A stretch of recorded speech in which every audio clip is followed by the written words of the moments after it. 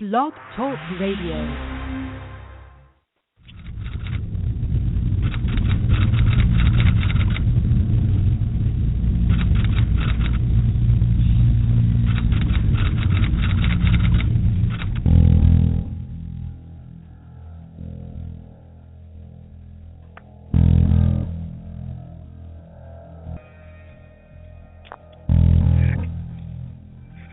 Appeared before the Congressional Committee to tell what I knew of activities which might lead to an attempt to set up a fascist dictatorship.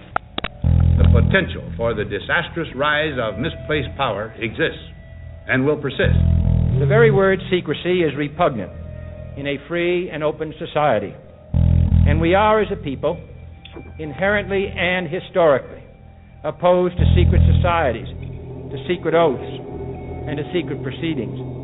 President Bush signed a formal agreement that will end the United States as we know it, and he took the step without approval from either the U.S. Congress or the people of the United States. The secret organizations of the world power elite are no longer secret. It's known as the Bilderberg Group.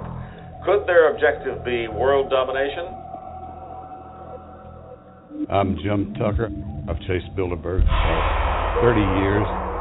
I'll never give up the chase. Bilderberg's plan for the whole world is nothing less than world government. I'm not comfortable with that at all. Who elected these guys to run the planet? They are the elitists. They feel they should run the world for their own selfish interests. Now we can see a new world coming into view. A world in which there is the very real prospect of a new world order. Bilderberg is making great progress toward a world government, and only an educated, informed public can stop them in their tracks. David Rockefeller admits in his own memoirs that he wants to destroy the United States. He's a traitor! It's good to be back at the Council on Foreign Relations. As Pete mentioned, I've been a member for a long time and was actually a director for some period of time. I never mentioned that when I was campaigning for re-election back home in Wyoming. Let us never tolerate outrageous conspiracy theories.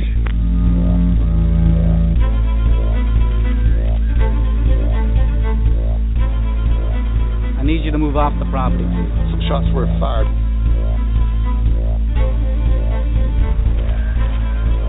There's Bilderbergers right there. The Trans-Texas Corridor is a vital part because we stop it here in Texas. We stop the new world order right here in Texas.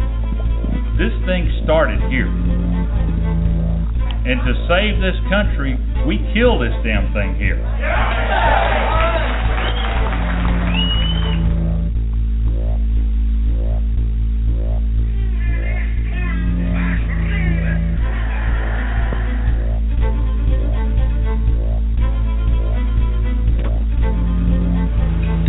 A chance for the President of the United States to carry out a phrase his father used, and that is a new world order.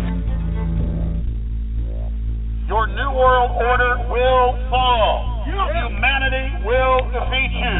The answer to 1984 is 1776.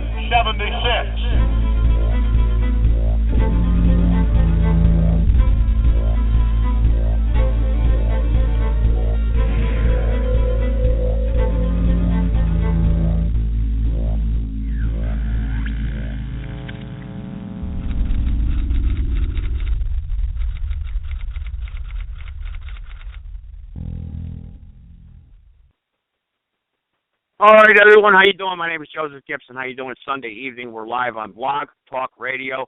I'm broadcasting from Greensboro, North Carolina. I hope everybody is well and fine tonight. I asked a lot of people to listen in tonight. Usually we do a family and friends night on Sunday evening, but I was contacted by someone in the state of Connecticut that wanted to talk about something else.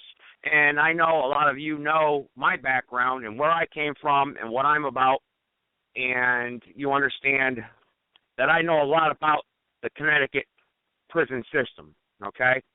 The Connecticut prison system that where I went through in the 1990s, what I had experienced and what I went through, you can read about. It's documented. Someone wrote a book about my experiences. I was in a federal court for many years where I survived 2 murder attempts on my life. It's called Behind the Walls by Joel Hodnett, and that book's been around now for a few years. So I know a lot about prison corruption. A lot of my family and friends know, because I spent many years, if you do not know about that, behind the walls in a Connecticut institutions. And let me tell you something. They are not the Department of Corrections. They are not. They do nothing to correct people. And I'm going to tell you something right now. I don't know about the other states, the other 49 states across the country, but I do know about the state that I lived in at that time, and that was the state of Connecticut. And I'm going to tell you something right now. The prisoners of the state of Connecticut, yes, there are people who belong behind bars. There are people that must remain behind bars. We all acknowledge that. We understand. There are sick people in our society that are beyond rehabilitation. However, the majority of the inmates in Connecticut institutions should not be there. Instead, we strip them of everything they own and have, put them in a concrete box. They're put there for 23 hours a day sometimes, and given no type of resources or educational tools to advance.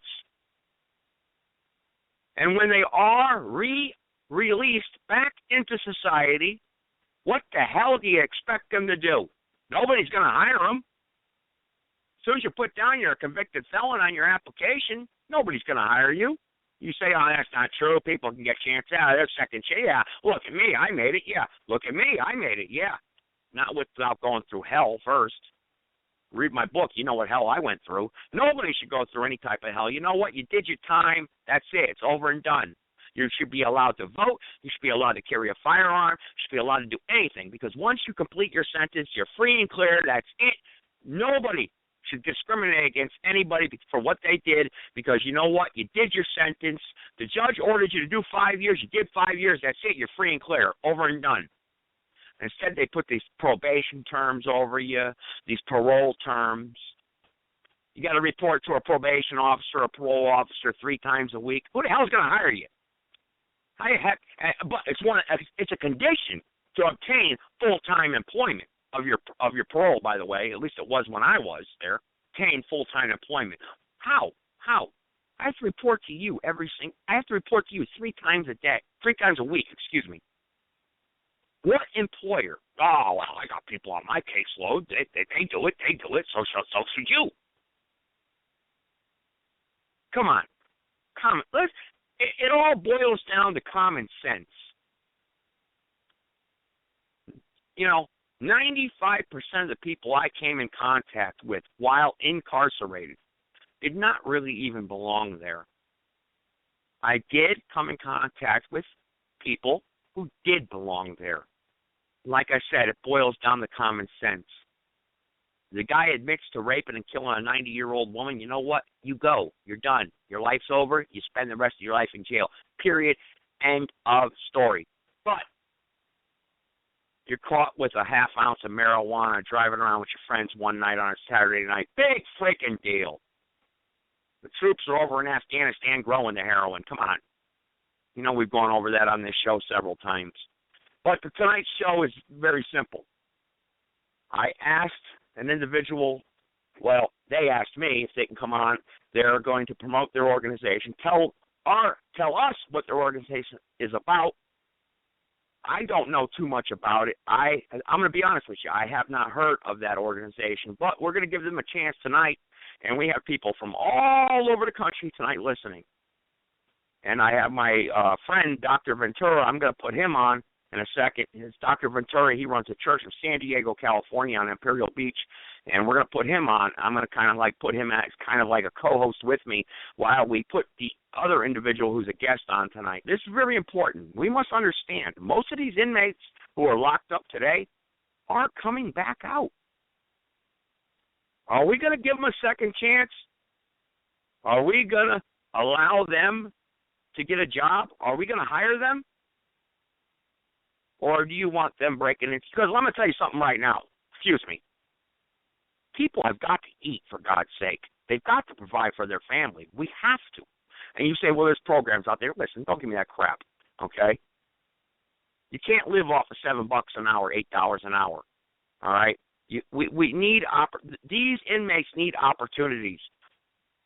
They need spiritual healing. They need society to heal themselves within themselves. We need to come together and work together, because I don't want someone breaking into my home at 3 o'clock in the morning because he has no money and he's hooked on drugs and he can't do anything else but commit a crime for himself. And you say, well, you know what, there's jobs out there. Listen, we're going to hear different sides of the story tonight. And those of you who are messaging me, I'm going to tell you right now, I got a lot of people on the phone line tonight. Just listen in, you press 1, and I'll get you through, I promise. I'm going to put the guests through right now.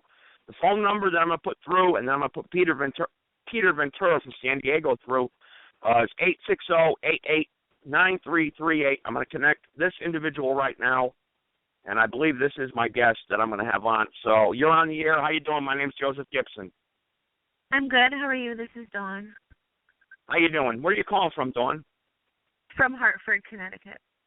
Hartford, Connecticut. Well, you heard my opening. Can you tell me who you are, what you're about, and what you stand for? I'm going to give the floor to you. I'm going to tell you right now, you got free reign. You can say what you want. I got a lot of people that want to ask you questions maybe if you're up to it. If not, I understand. But just tell me what you stand for and what you're doing and what your organization is about, okay? Okay.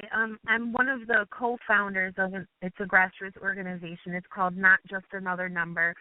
And basically how it started is our founder and myself and another woman, we were all part of a prison life support group.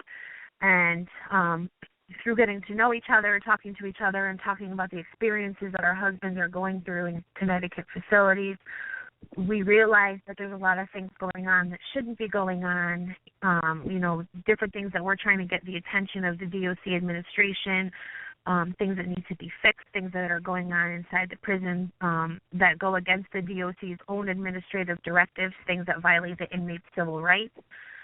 We weren't getting anywhere individually, so it came to be that our founder decided we're gonna form a group, and we're all gonna speak together, and we're gonna demand that somebody starts oversight of the Connecticut Department of Corrections.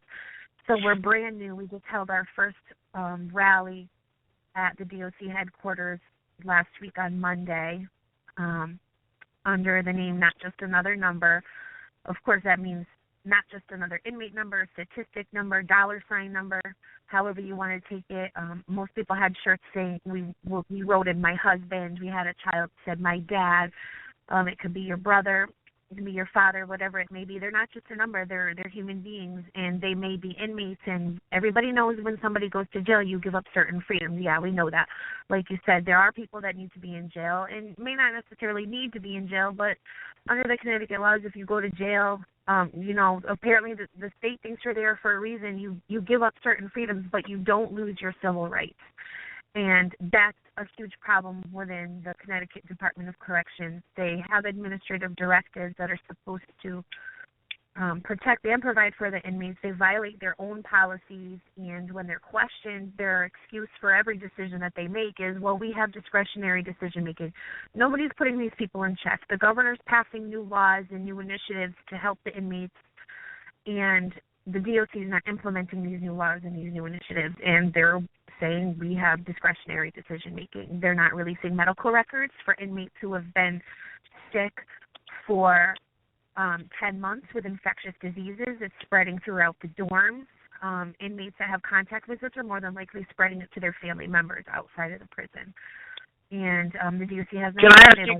Hey, Dawn. Hey, Dawn, let me just interrupt you. Myself, like I told you in the beginning in the introduction, I was in the Connecticut Department of Corrections in the 1990s.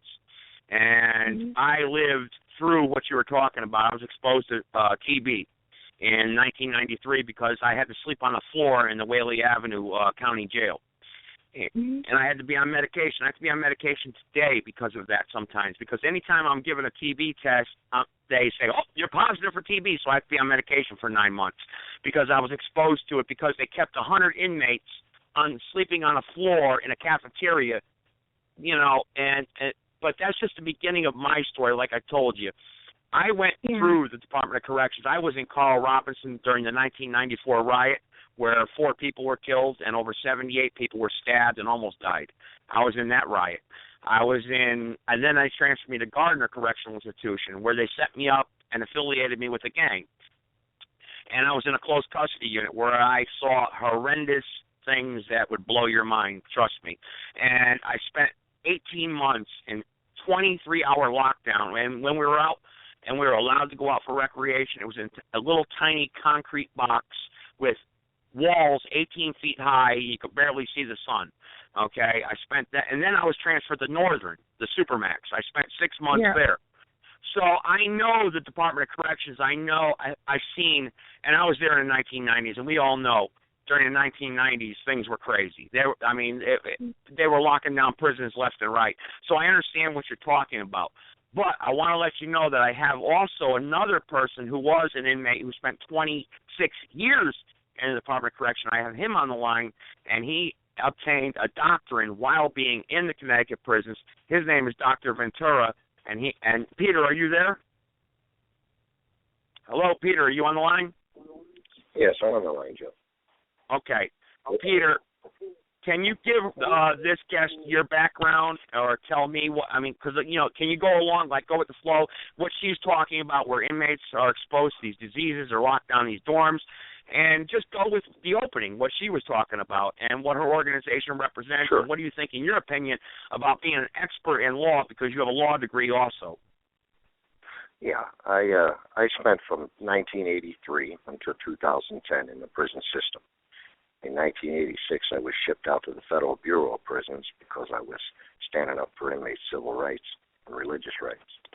And I was returned 12. I spent the last 12 in Cheshire. So I'm very familiar with the system itself. I'm very pleased to hear that you have an organization out there that is standing up for inmate rights. And I think that's a great thing. I was involved at one time with another organization from Enfield, Connecticut called Inside Out. I don't know if you're familiar with that organization or if that organization is still around today. And I did earn a master's inside. I picked up my doctorate outside. I'm working on a second doctorate now, and I just withdrew from law school for a little bit. I have a paralegal degree. I think one of the problems we have is that we need to, in this system in Connecticut, we need an oversight committee.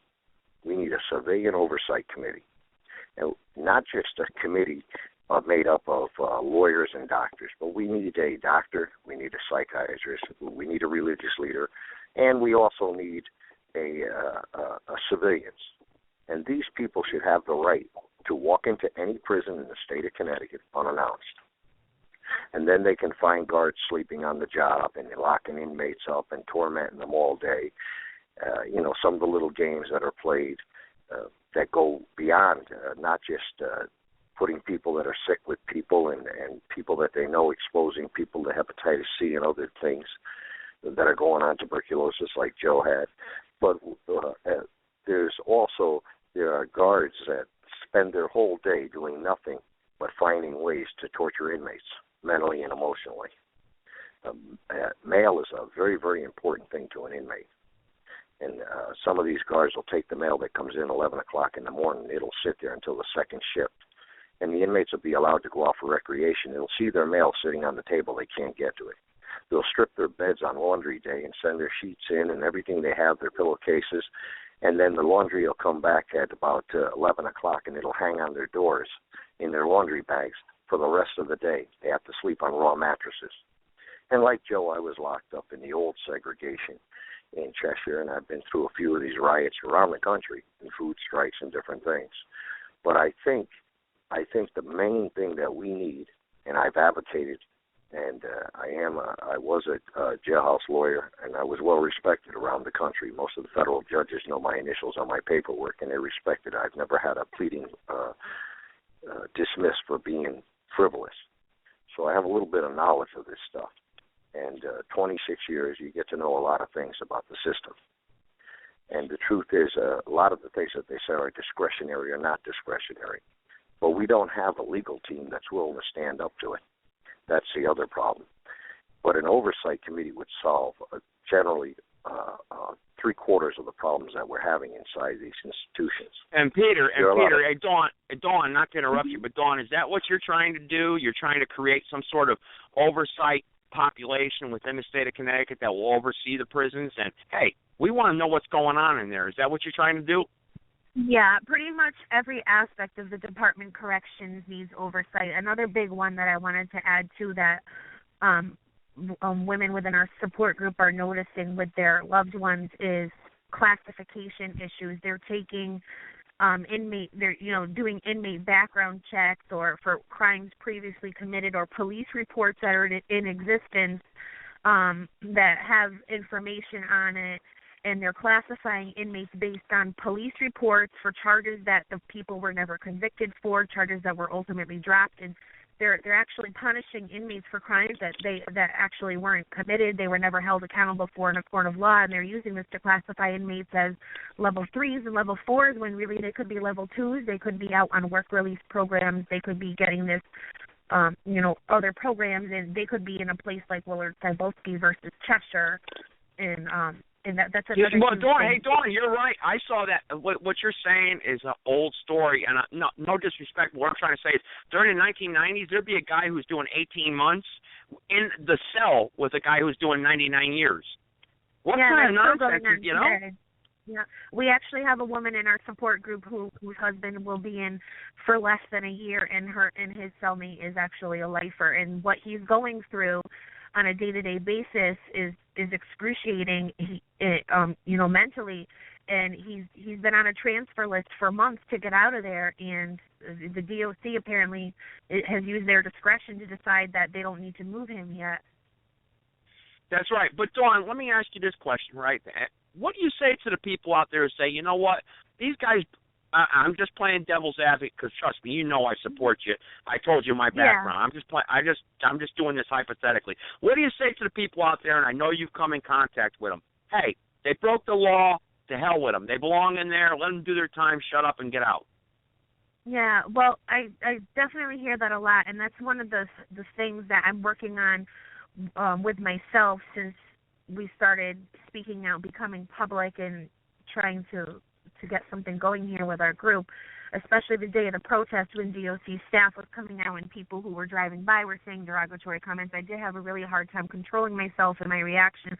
But I think one of the first things I say is, well, what if it was your husband? Would you feel the same way? Because not everybody's in jail because they're a crazed serial killer and they've done these terrible things. And, some people are in jail for petty crimes, for, literally small mistakes that they've made, and they're just going to be in there for a little while. They're going to come back out. They're going to be productive citizens. They made a mistake. They're going to jail for a punishment. They're not going to jail to get additional punishment in addition to the sentence they're already serving. Going to jail, being separated from your family, losing your freedoms, and having to live in concrete walls with less than adequate food, with contaminated water, the list goes on. Living in those conditions is punishment enough, but to have to endure what the guards, what the administration, what the Department of Corrections as a whole puts the inmates through on the level of being human beings, that's unacceptable. Everybody knows that when somebody is convicted of a crime, they go to jail. Okay, beyond that, when they go to jail, they're going to jail, they're serving their time, they just want to go home. They don't go to jail to get treated like, worse than animals in an animal shelter. They don't go to jail. That's right, Dawn. You're absolutely correct. You're absolutely right. And then what do Dawn, people say, whoa, they're going to wait a second. What does the Department of Corrections, what did I just say? Department of Corrections. Are you correcting these individuals and giving them a chance for hope when they are released, or are they just being locked down and warehoused, Peter? Yeah, we've actually given them a couple of nicknames. We've actually given them the nicknames of Department of Corruption and the Department of Coercion. We use them interchangeably. That's right. You have to understand this also. You have to understand the evolving mentality within the Department of Corrections and law in itself. Back when in the early 80s when they were handing out these massive sentences, and the idea was that, corrections had not worked, rehabilitation had not worked. So now what we're doing is we're going to warehouse them. And the reason is because their mentality was that if we can stop an individual who commits a crime and we can incarcerate him, he's probably committed crimes before and he'll continue to commit crimes, so now we'll just stop him. And that was the mentality. And that carries over even today still with some of the parole officers. Now, listen, there's some good parole officers, some good probation officers, some good correctional officers who really, are about their, they're by the book and they want to do what's right and they're interested in seeing somebody succeed in their lives. But there are parole officers who believe that their job is to get that person violated and reincarcerated. And the truth is, the corrections system itself, not only in Connecticut but throughout the country, is a system where it's an industry, and the commodity is prisoners. And if you don't have prisoners, you don't have a job. And most of these guards are second and third, even fourth generation correctional officers. And this is a business. This is an industry. It's an industry. Even when you're looking deep in this, nobody's mentioned this. But if you think about it, you look into the redistricting of the state of Connecticut, and there are people who are in Cheshire and other prisons, and they're being counted as residents of Cheshire, Connecticut. And so Cheshire, Connecticut receives more money per population of the people instead of the people that are in censuses. That's right, Peter. Being You're counted right. of the towns they came from. And so this is a great industry that's going on. It's not just about corrections; it's about money, and there's a lot of money involved in this. There's money in contracts, and there's money. Look at the former governor setting up the commissary. Look at the markup in the commissary. You and I can go to a store for $110, $115, buy a flat screen TV, and yet the inmates are charged $200 in there. Why? Who's receiving the markup in these things? And so you have to look deeper also. Besides just the treatment of prisoners, there's a whole philosophy behind it, and it's an industry. I don't know if that adds anything. But Peter, can you tell Dawn, like for instance, because we're going to give her the floor. I mean, she has the reign tonight. I invited her on, or somebody from her organization. And, hey, she can say what she wants and promote her organization, and there are a lot of people listening tonight. I'll tell you that right now. But Peter, can you tell Dawn how you stay in contact with the inmates in Cheshire, for instance, and how you help them? Because you even tell me personally, because I know you personally, how you help the inmates and try to support them so when they're released they have an opportunity. Well, I have a prison ministry. I have a church, and I studied in prison, and I received a master's in theology. I have a doctorate in religious education. I'm working on a doctorate in world philosophy. So I reach out into the prisons through correspondence, and I have some prisoners on a phone list that I allow to call in case of an emergency. And Joe's right. I do have a heart for the prisoners and for those people who want to do right. I just flew to Connecticut from California. I'm in the state of California at my own expense and went out to there because a fellow who was on parole, who was violated for a silly violation, was about to lose everything he owned. And so I had to go rescue all his property and put it into storage somewhere for him. And if I hadn't, he'd have lost everything he had accumulated while he was out on parole for the last 3 years. So that's one way I reach in, and I'm willing to advocate for him. I do some paralegal work here and there for some of the inmates. Right now, there is one name that should be mentioned, and it should be known throughout not only the Department of Corrections, throughout the justice system, is the injustice that's been done to Michael Kendall. And he's serving a life sentence, and I've been working on his case for 6 years. We finally got some lawyers to look into this thing. There's missing evidence and all kinds of things going on in this case. So if I find a case and I really think we can help somebody who is innocent, we'll do that. We'll even reach out to the Innocent Project for them. So we do those things. But I have a church in California, and we help, the inmates. The church helps the inmates. They finance sometimes their insurance for their cars when they get out so they can get a job, and we'll help them if we can. But we're limited. We're limited. We're a small church. And so it takes, Hillary Clinton wrote the book, and I'm no supporter of Hillary Clinton, but it takes a village, and it does. It takes a community. And there are programs that are out there in other states that do help inmates. But the problem within the institutions is where the problem begins, because if a person can't find hope within, they're not going to find hope without, and there has to be some type of support system on the outside, as you were saying. That's right. Beginning. That's right. And Peter, that's what I want to get to, and that's what Dawn is talking about. Dawn, do you have any cases, like individual cases that you could talk about that you guys are involved in, or I mean, just anything that you want to talk about that should be brought out into the light and receive some sort of exposure? Because, hey, this show is archived, and I'll tell you right now, you're going to get about 5,000 to 10,000 downloads of this show throughout the week. And I'll keep promoting this show because this is a strong subject. I told you there was a book written about me, and I'll send anyone out a free copy of that book to read. It's all they got to do is email me and say, hey, we can't afford to pay for it, send me a copy, I will. But, Dawn, is there any cases out there that need some sort of exposure or help today? Before you go on, Joe, I have to get off the air right now because I have to prepare for church. I have to do some preaching. I normally don't stop before I get to. But, Dawn, I appreciate all you do, and I thank you. If you have a pencil and a piece of paper, you write this down. My phone number, and that's my cell. You can call me anytime. My number is area code 203. I've kept that number since I left Connecticut, 203-240-0377. Or you can email me at ventura.peter77@gmail.com. And, I'll respond to you. Joe, I want to thank you. I think the subject's an important subject, and I hope your listeners are getting an education because this is an eye-opener. And you have a great day, and thank you for allowing me to come on and speak this evening. Hey, thanks, Peter. I appreciate it. Thank you. God bless you, sir. All right. Bye-bye. Bye-bye, Dawn. Hey, Dawn, I still got you on the line, right? Hello, Dawn? I might have lost her. Hello, Dawn? She might have been disconnected. Hang on. Let's see. Dawn, are you there? Hello? I'm sorry, you were disconnected. I'm sorry, Dawn, you were disconnected. I was disconnected. I called back, but I was kind of panicking because I could hear you, but you couldn't hear me. That's okay. Did you hear what Peter had to say? Because he left us. Did you hear what he had to say? Yeah. Mm-hmm. Okay. My question to you, Dawn, is this. Do you have any cases, individual cases that are in need right now that need some sort of attention or that you're working on or that you want exposure to? I mean, whatever you want to say or do, hey, the floor is yours. Okay, hold on. I'm actually texting. I just texted, actually, our founder and asked her if she wanted me to mention her loved one's situation. I'll see. That's okay. I don't mind. That's okay. Yeah, no actually, problem.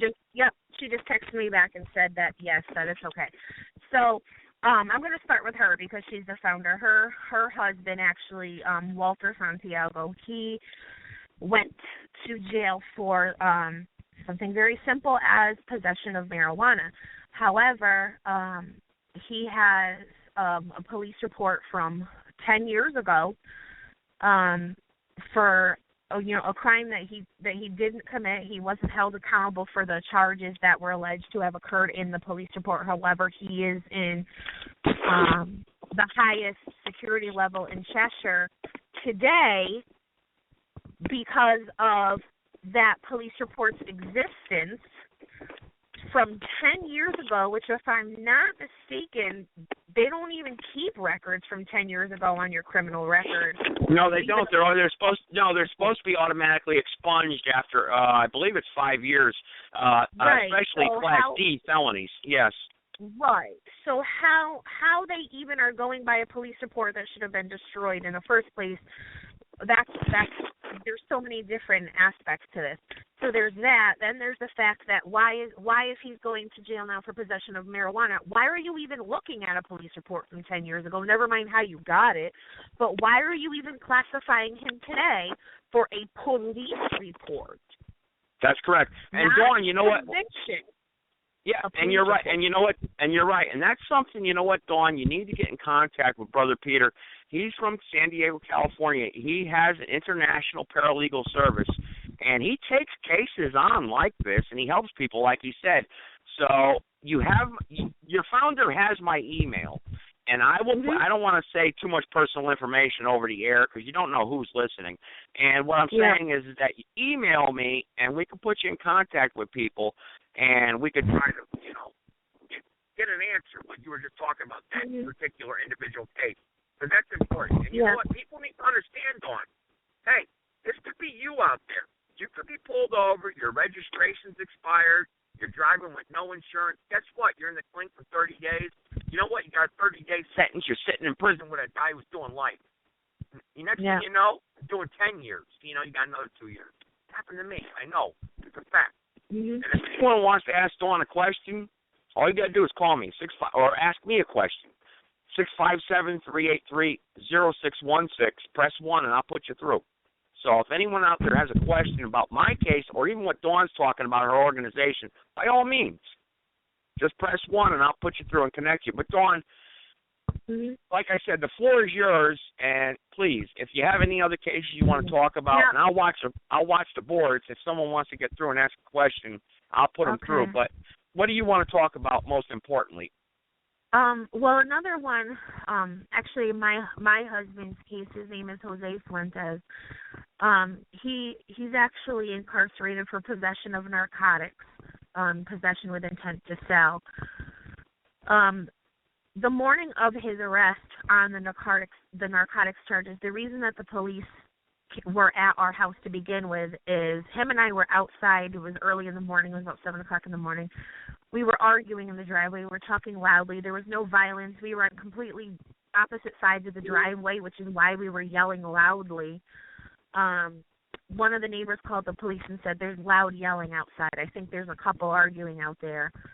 And when the police came, I was in my car pulling out of the driveway, and he was over by the building. We weren't even anywhere near each other. There was no kind of argument going on.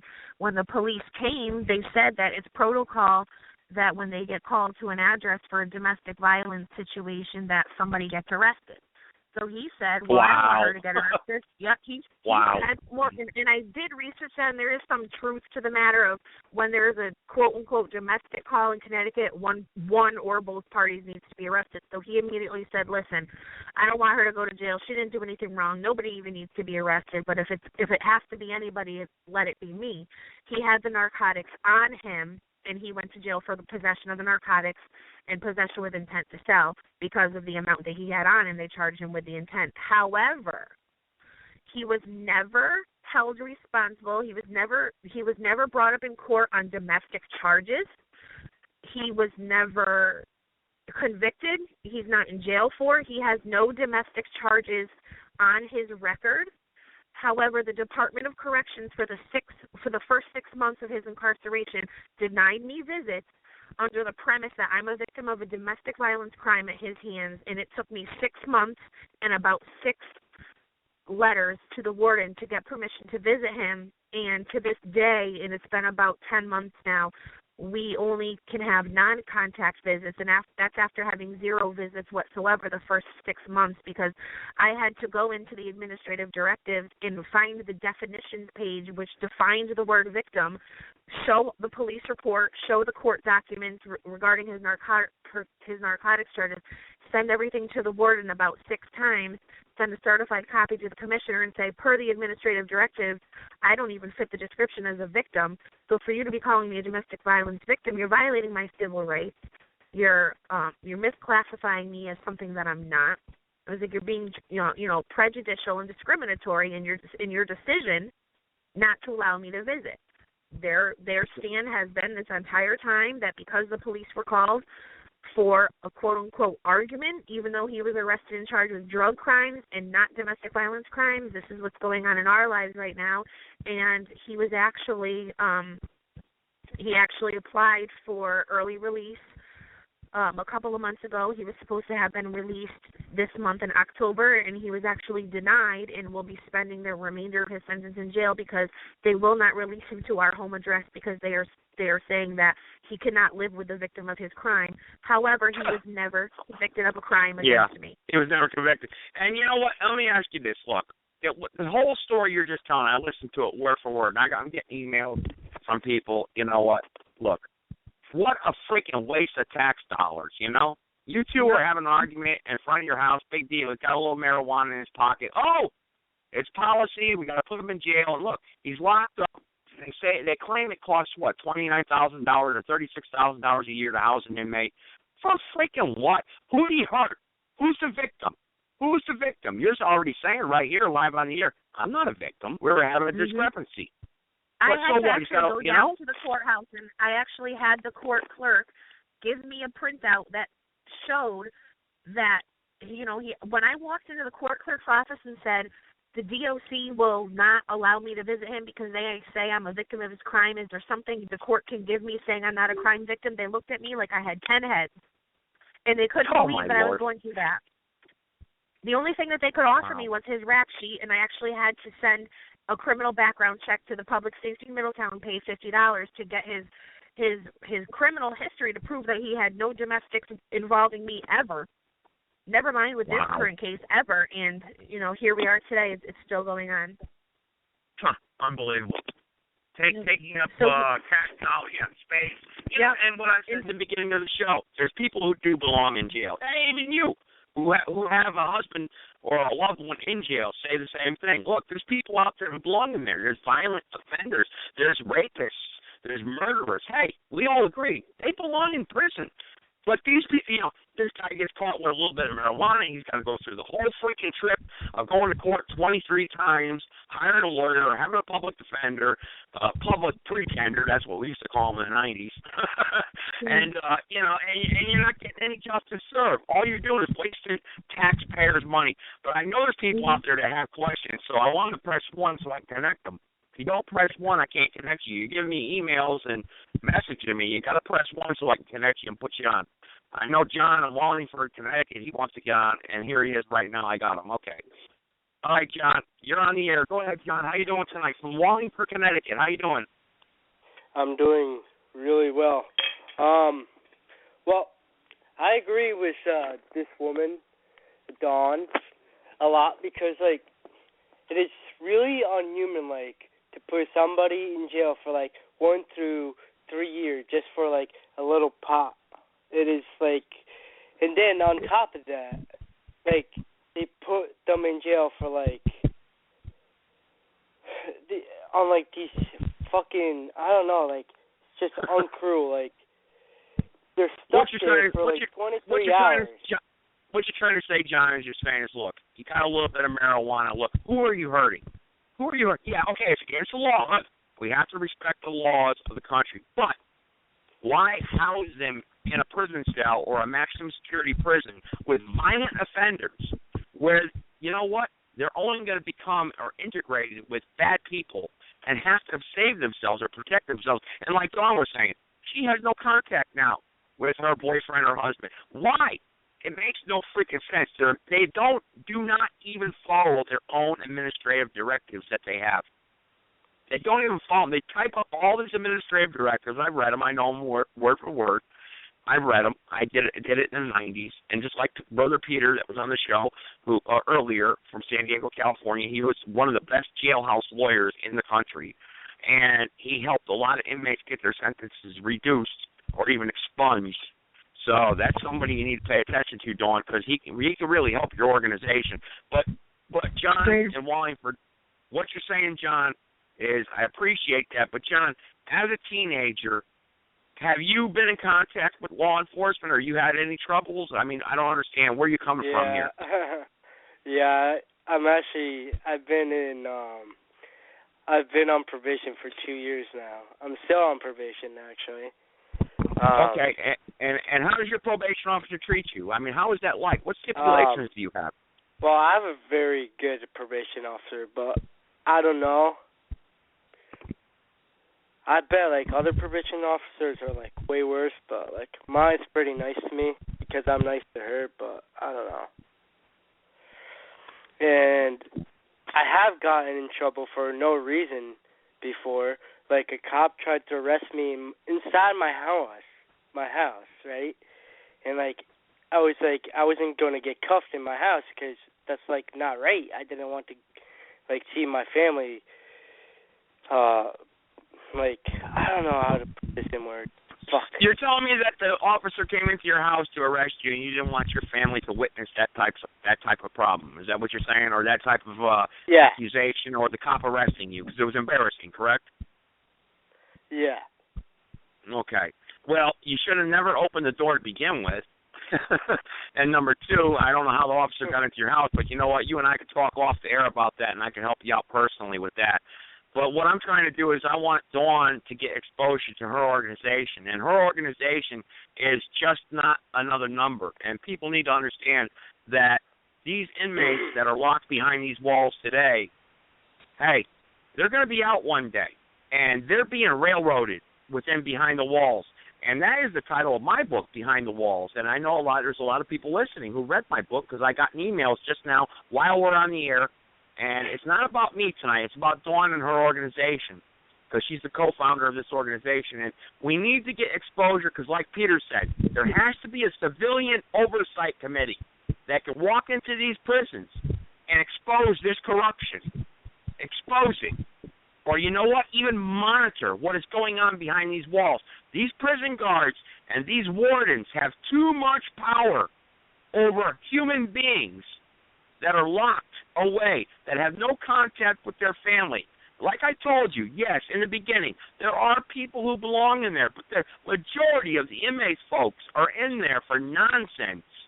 Excuse my language, they're in there for bullshit. They're wasting your tax dollars. They're wasting money on nothing. Okay? So we need to apart. Mm-hmm. That's right, Dawn. That's right.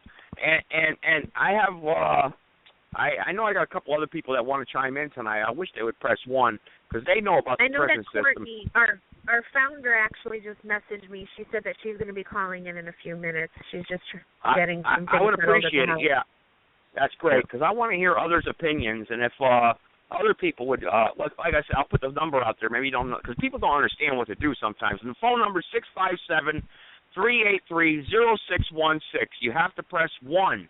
You can't just call and be connected to me. You got to press 1. I want to hear from my supporters. What do you think about prisoners behind the walls who are in trouble today, and they need our help? Look, I was once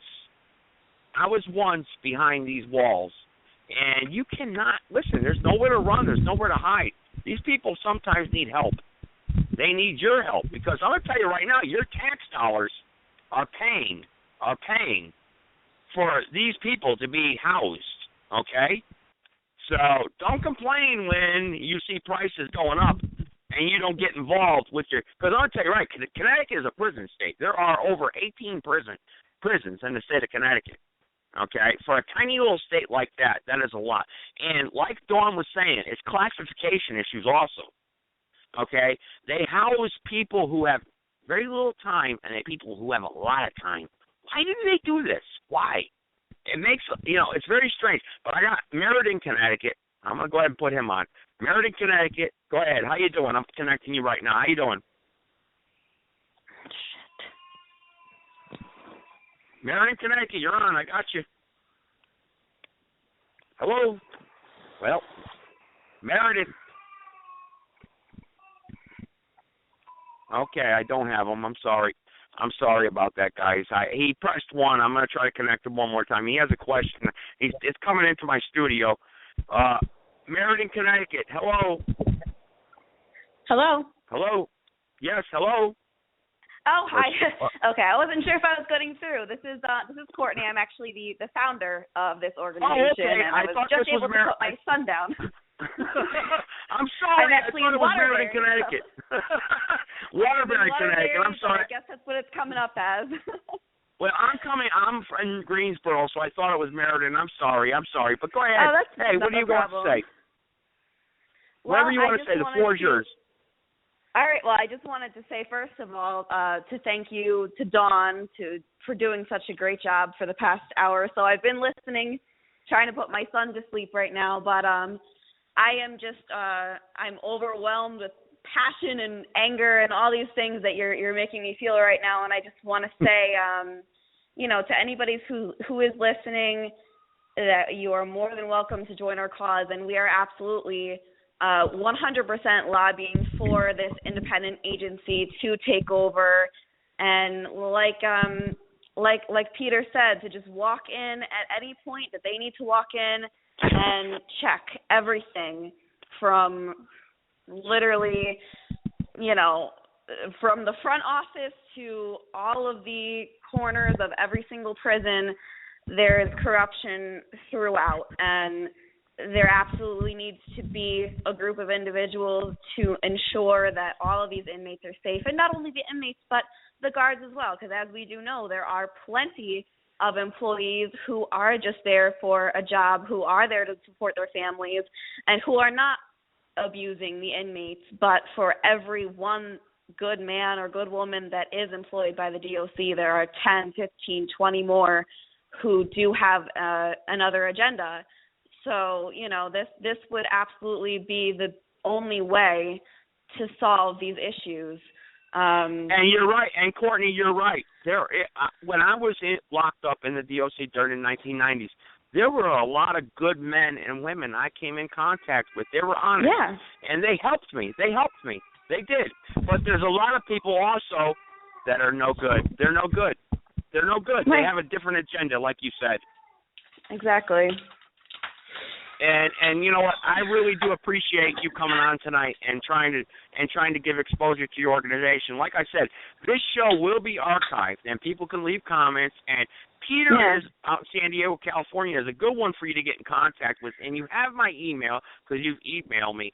And if you need contact information, and you're right, we need a oversight committee to go into these prisons and monitor what is happening to these men and women. Because there's also women locked up also. And we need to monitor this. Yeah. And you know what I wanted to bring up too?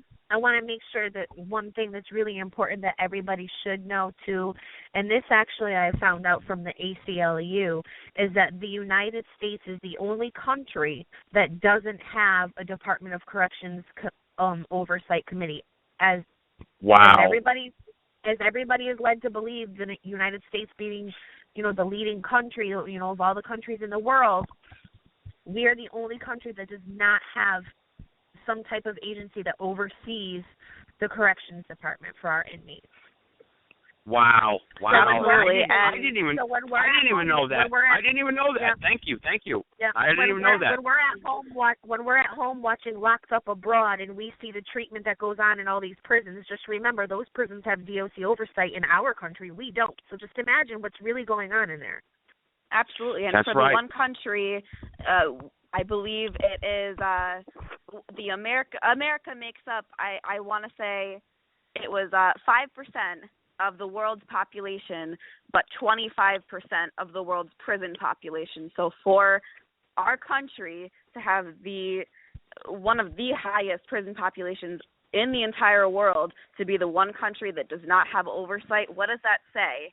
So essentially, this begins in Connecticut with our organization, but there is absolutely no reason why this should not spread to every state and every aspect of what we're trying to do. And it's mind-boggling that there is one to check these people. What you're trying to say is you're right. It's mind-boggling that why we do not have a independent committee or people or civilian committee out there that can oversee the prisons. Because, listen, America is a prison country. It's a prison state, Connecticut, like I said. Yes. And we need to have people monitoring what is happening to our men and women who are locked up. Like I said in the beginning, look, there are people that belong behind bars. Yes, I know. There are violent people. There are sick people. But the majority of the people behind bars are not. They're just victims. They're victims of society. They're victims of a poor economy. They're victims of society in a whole because we did not do our part in society to help each and within our own families, even our own families. Absolutely. We didn't do our part. And that's the point we're trying to make tonight, because you know what? We don't want to see any American tortured and beat down. And there's a video on YouTube that you made. Actually, I made a comment on it, and that's how you emailed me and became in contact with me. There's a video of an inmate being tortured, basically. Tortured. And it's disgusting. It's disgusting. Yep. Why? Yeah, Our plan, after discovering that video, our plan is to hold another protest at his next court date. I believe he filed a writ of habeas corpus due to the abuse that he experienced in that video. So October 22nd, he's due in court, and we plan on being there to again protest against this corruption that he obviously has experienced firsthand. And that's the thing, is that these people, they do go to prison for, you know, the faults that they have and the mistakes that they've made. And we understand wholeheartedly that you can learn from this experience, but the only rehabilitation is with losing your family and losing your rights and suffering this kind of abuse that has nothing to do with anything they're doing for the inmates. And at the end of the day, you know, they go to prison for a small amount of time, and while they're there, they risk losing their lives. You know, there are inmates that are sick. There are inmates. That's right. My husband developed a severe throat abscess this past February, and all because one guard did not like him and refused to tell him he was being called to the medical department. He was hospitalized. He nearly died. His throat closed up, and still nothing has been done to perform any surgery that he requires, of which he requires two. And it's unbelievable. You know, for a 2-year sentence, I could lose my husband for life. And, that's really... For 24 months. Right. And listen, you need to be getting in contact with Peter. He, like I told you, he has an international paralegal organization. And Peter, but he's very busy. But you email me, I'll give you his personal information. He has helped out dozens of inmates within Cheshire Prison to help them reduce their sentences and help them in legal matters like this. And people need to understand what this woman is talking about could happen to one of your loved ones. It can happen to you. What will you do when it's too late and your loved one is trapped behind there? Now, listen, I have a lot of family and friends listening to me tonight. And you know, during the 1990s, I was trapped. And like I said, you can pick up a copy of my book. I'll send it to you for free. I had my neck slashed open, 16 staples, while I worked for the DOC. Okay, and it goes on and on and on. But I almost lost my life September 16th, 1999, Osborne Correctional Institution. Okay, because very important things. I can't get into that right now because it would take a couple hours to explain. But it's all documented. I have the DOC reports. I mean, but what I'm trying to say is I know the corruption in the DOC. I know there's a lot of corrupt guards. They hurt these inmates on purpose. They hurt them. They psychologically abuse them. And you know what? Hey, my next-door neighbor, you, whoever, I know you have a loved one. I understand that. But what about your friends and family? Hey, or people that live next door to you, or people within the community. These men and women are coming back out one day. What do you want to see them corrected? Do you want to see them have an opportunity to regain what they had and become better and correct them like the Department of Corrections mission statement says? Or do you want them to be worse off and mentally unstable and go out and commit more crimes to hurt people? Is that what you want? Or do you? We should be out there helping each other, you know? Exactly, and that's the main point that we do try to make to people who don't understand, because as you said before, the people that say, well, they committed the crime, they deserve to be punished in any manner that they see fit. Our answer to that is, okay, so if you think it doesn't concern you, look around you, look at the crime levels that are obviously skyrocketing. I mean, I can tell alone. No, you're right. Dawn living in Hartford, every day in Hartford there was another innocent person dying. And at this point, all we have to do is, make these people understand that this does affect everyone. If the people in prison were treated just a little bit more humanely, just a little bit more hope put into their hearts walking out of those doors, then crime levels go down. That's right. It becomes safer. You know what I mean? Well, it's very simple. What about this? Well, what about programs that teach them? What about programs that educate them? What about programs that teach them a trade? They have all the time in the world. They have all the time in the world to learn. Why not teach these men and women out there to, instead of coming out and being a prostitute, instead of coming out and selling drugs, instead of coming out and committing crimes, why not teach these men and women something important? And you know what? They can come out and be a beneficial factor to society. Why not do that? Don't you? But you know what? Like Peter said, it's a money-making business. We got to keep those guys coming in. Very deep. Yeah, absolutely. Very deep. It's much more of a problem than I would think even a lot of our members even understand. If you truly do the research on every form of our government, this is absolutely an industry. And that is my main quote that I love to use with the commissioner, Scott Semple of the Department of Corrections in Connecticut, is who does this benefit? Everything that you do, who is this benefiting? Not the public, not the inmates. It is benefiting your pocket and That's right. the pockets That's right. of all of our government. So it really That's it is right. much more in depth than we even know, and no possible way to ever control it completely. But if we can just do a little bit and create this committee, create this agency, oversee these things, then we could be helping hundreds of families, thousands, millions, children who are without their fathers, their mothers. I mean, that's really what it comes down to, is that we are all human beings. Inmate lives matter, black lives matter, white lives matter, you're purple, it doesn't matter. It's all human life has a purpose, has a value, and that is really the root of our entire organization. That's right. I got somebody from the state of Wisconsin who wants to ask a question, so they just pressed 1. So I'm going to put them on. And by all means, if you need any help answering the question, I'm there. Like I told you in the email, I know what I'm doing, and I'll help you out. And like I said, the floor is yours, and Sure. This show is yours tonight. So I'm going to go ahead Thank and you. put them through. I'm going to put them through right now. Go ahead. Hey, how you doing, Wisconsin? How you doing? Mike from Wisconsin. How you doing? Hey, good evening, everybody. Boy, Hi, Mike. Oh boy, hi. Boy, what a story. I'm telling you, this is like fantasy land. You know, it's yeah, I mean, you know, it's terrible that the problem is the corruption system or the prison system, they monitor themselves. Just like this lady says, they don't have anybody monitoring them. You know, That's right. So if they do wrong, what are they going to do? Slap their own hand? I mean, you know, it doesn't make any sense.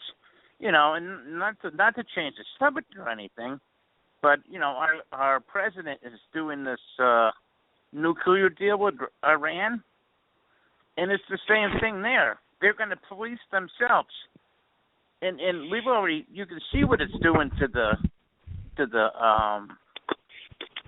you know, the prison systems, and you know, it's like, I don't know. I'm kind of thinking, you know, it's like fighting City Hall. Do you agree? Yeah. Yeah. No, absolutely. you're right, Mike. Yeah, you're right, Mike. Like Peter said, he hit it right on the head. You have to have an independent oversight group of people who are unelected, not paid, who are volunteering to oversee our governmental institutions. And what we're talking about tonight is the prison system. And we're talking about specifically the Connecticut Department of Corrections. And we have to have an oversight committee. And I hope this organization becomes that oversight committee. And I'm going to work hard through phone calls, through writing letters, and through my listeners tonight. And I'll promote this show. I swear to God I will, because I have personal experience, and you know that, Mike, because you're a supporter of this show. You've called in before, and we have to help these young men and women reintegrate into society, right, Mike? Yeah, I mean, what's the sense of? Yeah, it doesn't make any. Like, Are you there, like Mike? this lady. I'm Yeah, sorry. can you hear me? Yeah, I can hear you. I'm sorry. Okay. You know, what's the sense of putting these people in prison so they can do what they're so crime, okay? But they're not getting any guidance or anything, and you know, and then you know, the lucky ones that get kicked out of the door, you know, they're like a fish out of water, you know. Yeah, you're right, Mike. And but listen, whoever's on the line live, you have to watch your background noise, because listen, they're very sensitive. Any type of background noise will disrupt anyone. If you have any type of noise in the background, you have got to be careful, okay? So anyone who's on. But anyway, Mike, hey, listen, Mike, just tell the guests tonight your background and where you come from, where you grew up, and what you're about, because that's important. I want every caller tonight to understand that, because we just had John. He's 16 years old, call in from Wallingford, Connecticut. Now, you're out in Wisconsin. Just give me a little bit of background about you and how you grew up, because you were a dairy farmer, right, Mike? Yeah, but I was brought up in Wallingford, Connecticut. Wow. And you know, the thing is, you know, people make choices, okay? But sometimes, you know, just like this young lady, you know, her husband got caught up in the system, I would say, you know, and she feels helpless. You can just tell she does, you know, and it's a, you know, we give people public defenders because they can't, you know, afford to defend themselves. Why isn't there, like this lady? Why isn't there groups that can, you know, help people that are being railroaded, so to speak, you know, into something that, you know. What? Hey, Mike, that's a good question. That's a good question. Can you answer that? I mean, why isn't there groups out there in Connecticut? Because I'm not from Connecticut anymore, and I know when I was there was none. But why aren't there groups today that can help you? Yeah, that is a good question. I mean, there are groups that do advocate for prisoners. I know this personally from reaching out to them.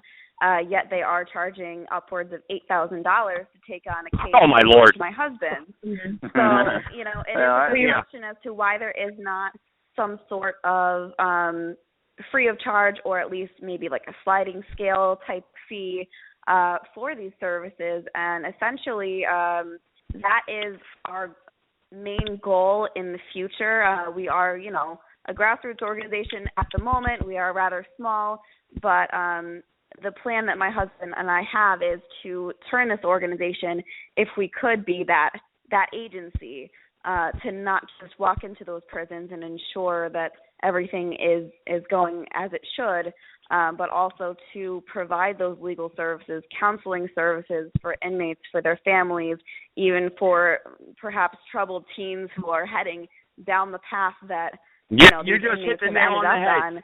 Not to interrupt you, you just hit the nail on the head. To prevent these troubled individuals who are heading down that way, right?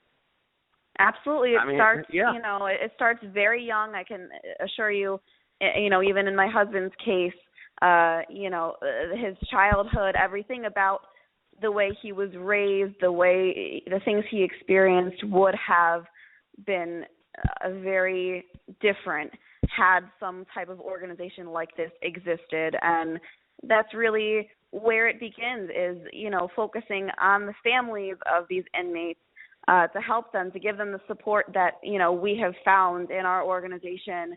And, you know, it's unbelievable to see these children, you know, when you go to visit your loved one in prison, to see how many kids are there, you know, going through what we're going through and not understanding it. And there needs to be an organization. All the children that are missing their mother and father tonight. Absolutely. You know?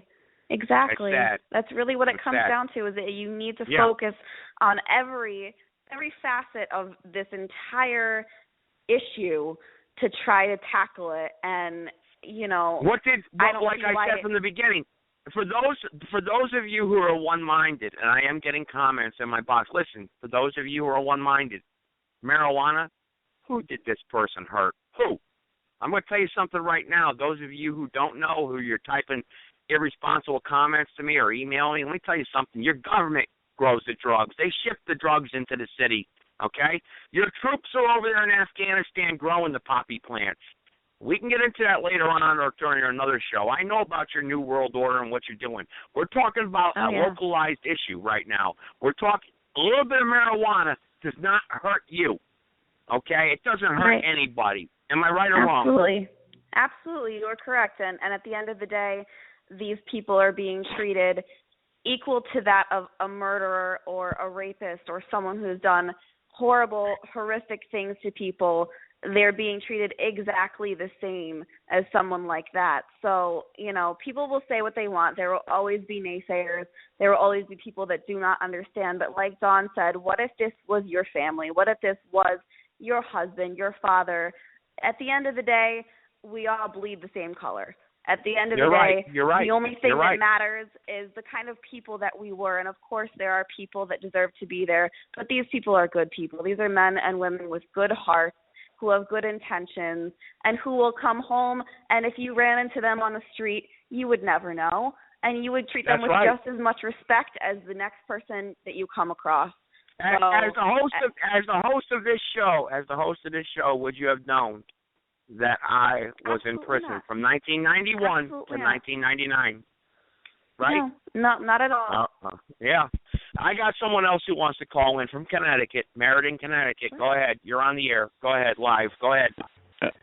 This is Joe in Meriden, Connecticut. I was asked to call in. I don't have too much to add, but I could speak a little bit. And you're right. There are plenty of people that belong there, but the majority doesn't. The person who gets picked up with marijuana, it used to be legal years ago, and now it's illegal. It's the money factor, of course. And you're talking about reducing crime and everything and doing something. Well, that's just it. You see, I don't think they want to reduce the crime. I think they want as much crime as they could possibly handle. When they get scared is when too many people come out. That's when they get scared, and that's what they don't want. Arresting crime, let's face it, they all have quotas. They're going to sit down here, and they're going to get somebody going 5 miles an hour over the speed limit because they have to make quotas. They're not here to serve and protect. They're here to serve and bring in the cash. That's the name of the deal. I said it before. We need a grand jury.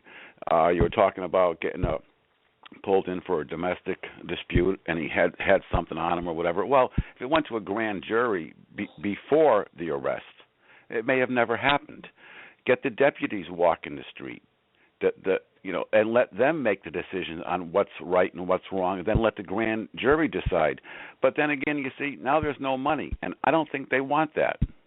I think they want the crime, but they want it to be controllable. That's right. Yeah. That's a good point.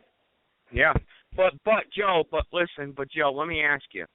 What about the men and women who are in there? Are they controllable? Why should they be controllable? They're human beings.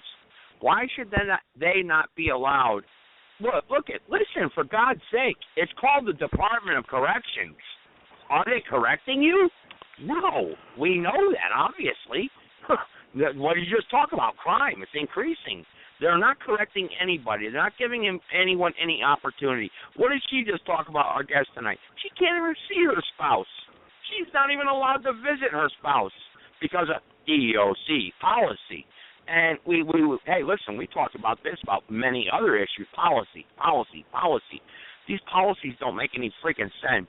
We need common sense.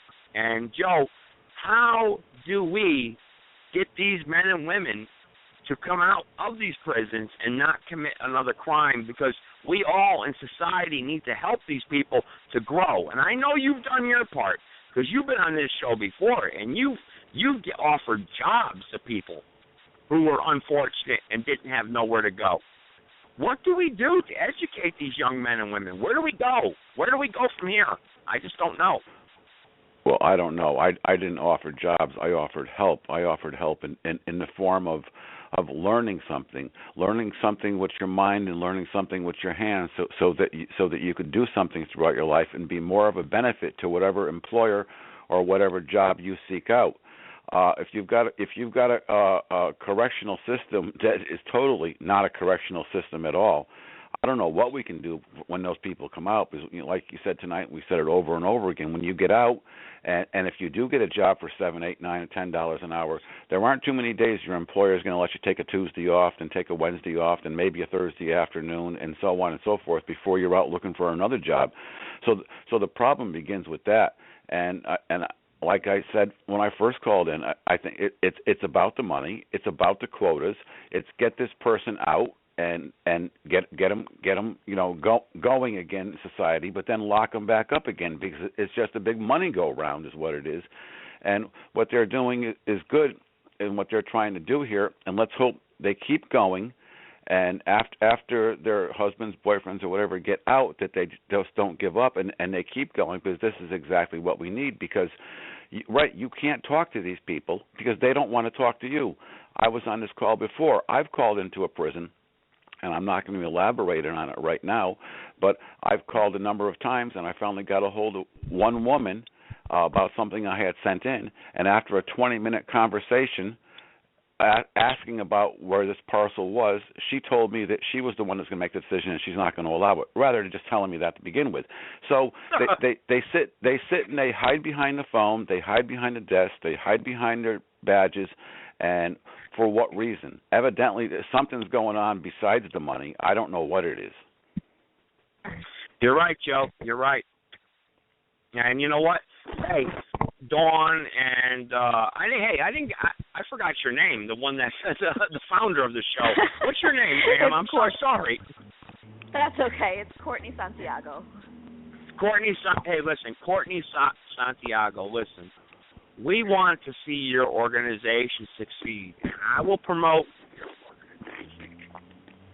for whatever I can do from here in North Carolina. I will. Listen, I know Peter, who has a church out in San Diego, California. If I ask him to help me, he will. And I know that for a fact. So you've got more supporters here tonight already. And I hope more people will download the show and support you. How can they contact you? Oh, we have our main website, which is notjustanother.ct.com. There you can find our email, Twitter, Facebook, Instagram, YouTube, any form of social media essentially that we have. They can contact me as well as any of our other members to try to get involved and, to just show support and spread the word about the organization. And like I said, we hope to, become very well known in Connecticut, but also to inspire other people to maybe even start their own chapter of this in their own state. So we can really, tackle this issue nationwide.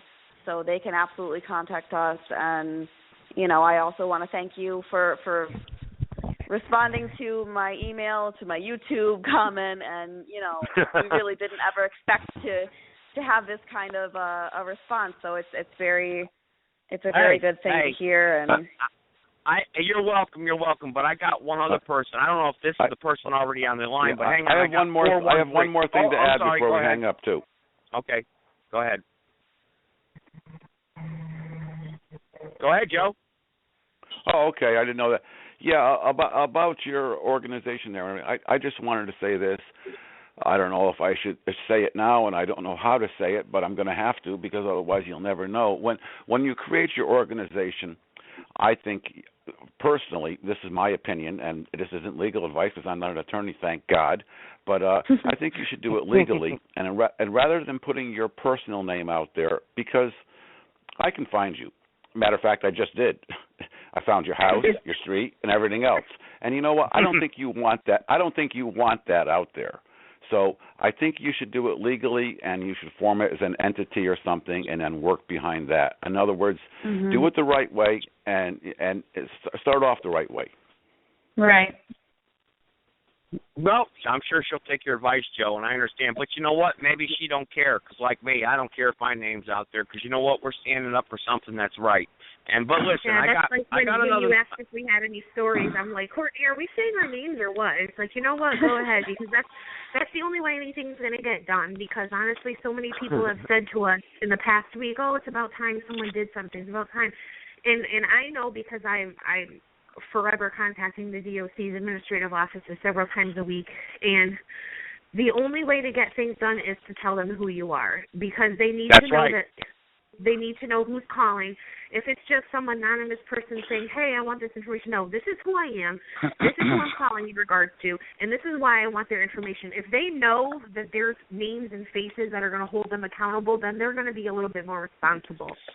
Absolutely. I think I've got another number that's been waiting for a while, so I just want to make sure. I don't know who it is, but it's the phone number 413-584-8966.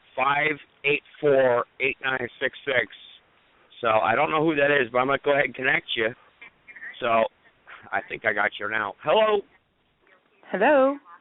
Hey, how are you tonight? I am good. How are you? I'm doing all right. Go ahead and say what you got to say. You're on the air live. Thank you. Yes, no, I've been listening on my radio. Unfortunately, I missed the beginning part of the show, but I caught it just towards the end. Hopefully, the other co-founder recognizes the voice. Yes, I do. My husband's currently incarcerated in Connecticut as well. I reside in Massachusetts, and I just wanted to kind of pipe in. I'm not even sure if it's been covered. I know it's touched upon a little bit, but there's not support out there for the family or the wives. And this organization has been a lifesaver for me and my family in so many ways. I don't even want to get into the frustrations of dealing with the Connecticut legal system at all. My name's Rebecca, by the way. No, that's okay. That's okay. That's okay. Say what you want. Listen, I got a few minutes left to say what you need to have to say. I always guarantee everyone the floor, and I promise everyone will get through, and I don't lie. I'm not CNN or Fox News. I appreciate that. I know, like I said, I'm not sure if it was talked about or covered before, but more than just the DOC system, I know I heard Courtney mentioning on it with, somebody was touching on it with the representation and the whole 9 straight, just down the line. I'm staying with this organization even after my husband does return home, with the time that he's doing and going forward with it, because I was absolutely shocked. It was a total eye-opening experience for me to go through this, to find out that something as simple as a violation, a nonviolent one, would place my husband in the position that he's in, doing the time that he's doing, and yet we can see everywhere on the news a doctor can take a life and walk away with nothing more than probation, never step foot behind bars. And that's right. It just shows me, my whole thing I take away from it is justice is not blind. It depends how fat your wallet is. You're right. But if you don't mind me asking, who are you and where are you calling from? My name is Rebecca. I'm calling from Massachusetts. Massachusetts. Okay, that's fine. Thank you. And you're right. And you're absolutely correct. And I appreciate you calling into this show. And I believe by what you said, you know the organization. That's great. I wanted everyone from your organization. I wanted everyone from your organization to contribute tonight because you know what? It needs to be heard. And I will give you a voice anytime. And if you have, listen, we really talk on worldly issues and national issues on this show, but I'm from the state of Connecticut. And I always give everyone a voice. And if someone contacts me and says, hey, I have an issue I want to bring out to the open, I will give you that opportunity. If you listen to previous shows I've had, listen, this is about you. Without you, I have no show. And I want to hear from people like you because we got to make a change. Because we have to understand the times we live in today. That's the title of this show. And if we don't understand the times we live in today, how the hell are we going to plan for tomorrow? We'll never get there. So, you know what? It's about you. That's what it's about, and anytime you want to contact me in the future or if you have a problem, by all means, you got my email, you already did it, I will give you any time you want. Hey, it's on my dollar, don't worry about it. You can say what you got to say, and I'll put you in contact with the right people to help you because I know your struggle. I know what you've been through. I know. I've seen it firsthand, and many of my callers tonight know what I'm talking about. So if there's anything else you want to say, go ahead, because we got about 6 minutes left. So the founder of the program, if you're still on the line, you can wrap it up real quick, okay?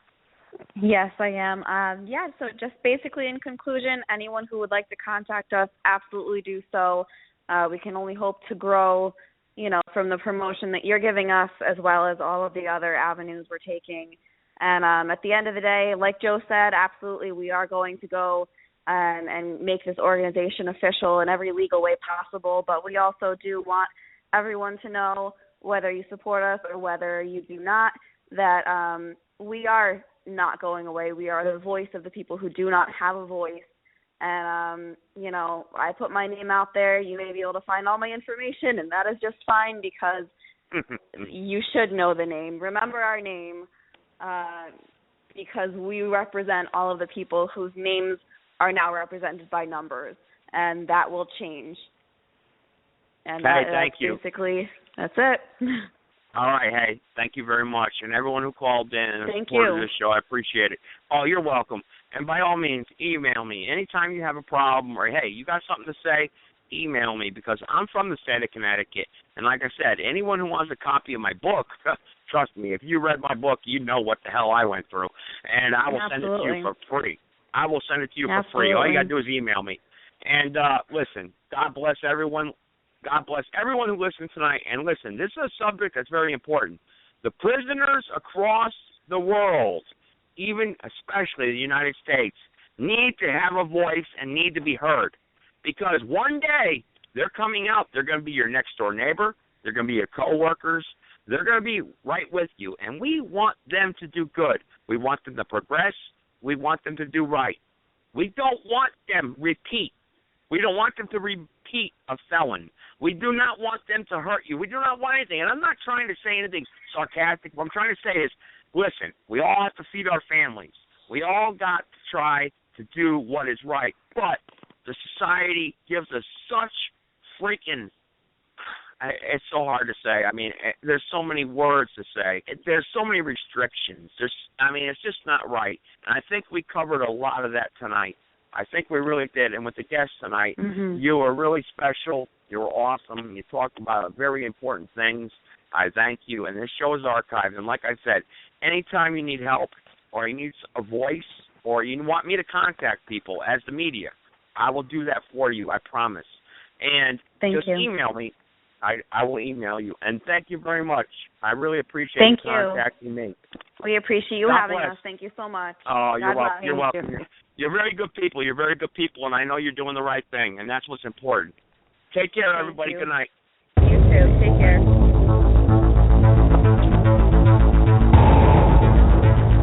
In the councils of government, we must guard against the acquisition of unwarranted influence, whether sought or unsought, by the military-industrial complex.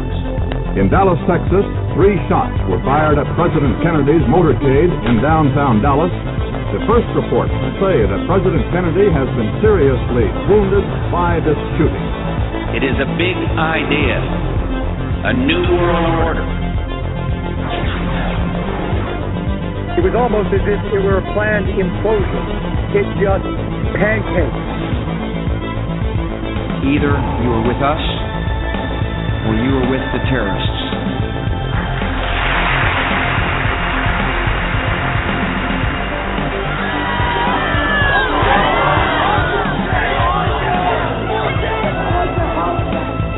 But I also believe that a lot of gun owners would agree that AK-47s belong in the hands of soldiers, not in the hands of criminals.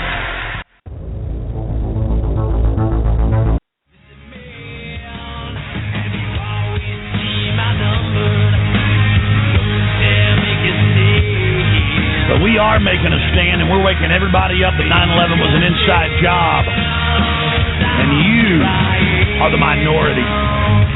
You are the cowards who don't know the truth. You're the people that serve this evil system.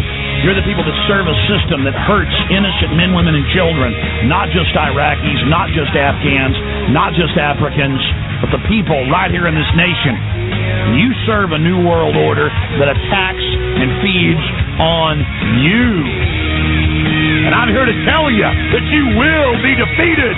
Your hours are numbered. We've got the energy. We've got the life force.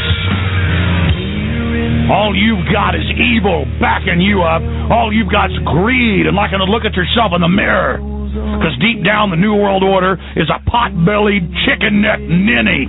And all the armor and all the weapons are nothing. You are nothing compared to good. You are nothing compared to life. And you will be defeated.